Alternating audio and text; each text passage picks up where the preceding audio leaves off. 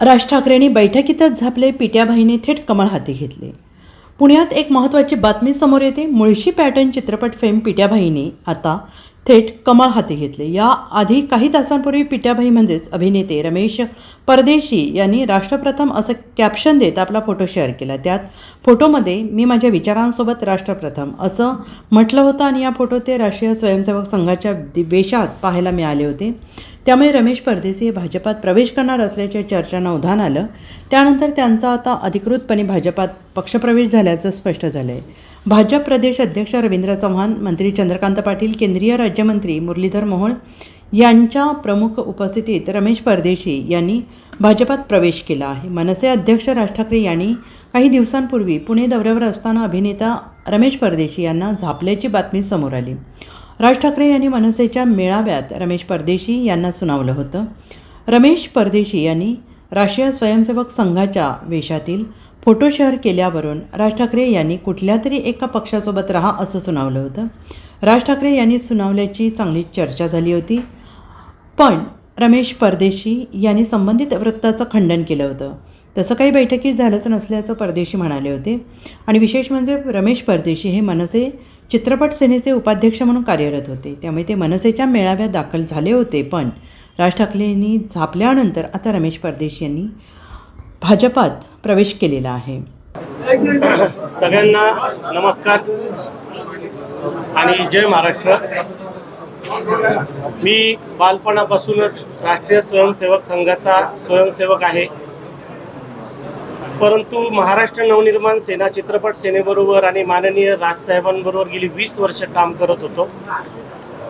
आत्ता बदललेली राजकीय परिस्थिती आणि ही सगळे बघता कलाकारांना, मराठी सिनेमाला, मराठी कलाकारांना न्याय देण्यासाठी म्हणून आणि कुठेतरी माझ्यावरती असलेले राष्ट्रीय स्वयंसेवक संघाचे संस्कार हे मला खुणावत होते, म्हणून आज मी जाहीररित्या भारतीय जनता पार्टीमध्ये प्रवेश करतोय.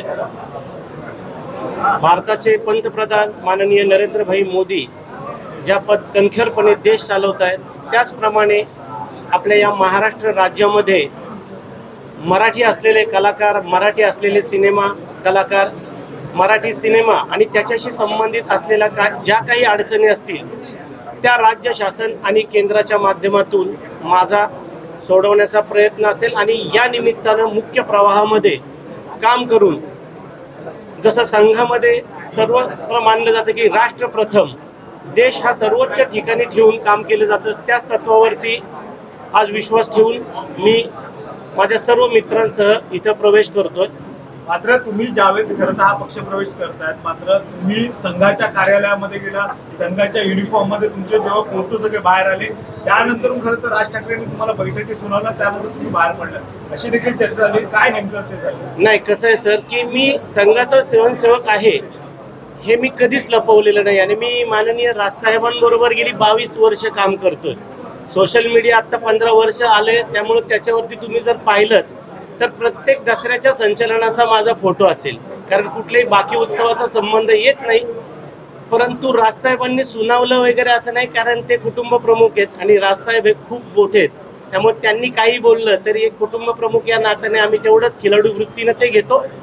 प्रश्न असा आहे की संघ, राष्ट्रीय सेवक संघ हा माझ्या संस्काराचा भाग आहे. कुठंतरी सगळे परत बदलत असलेल्या या सगळ्या परिस्थितीत मला असं वाटलं की आता आपण काहीही झालं तरी आपण आपल्या विचारासोबत राहिलं पाहिजे. म्हणून bureau report, SPN Marathi, Pune.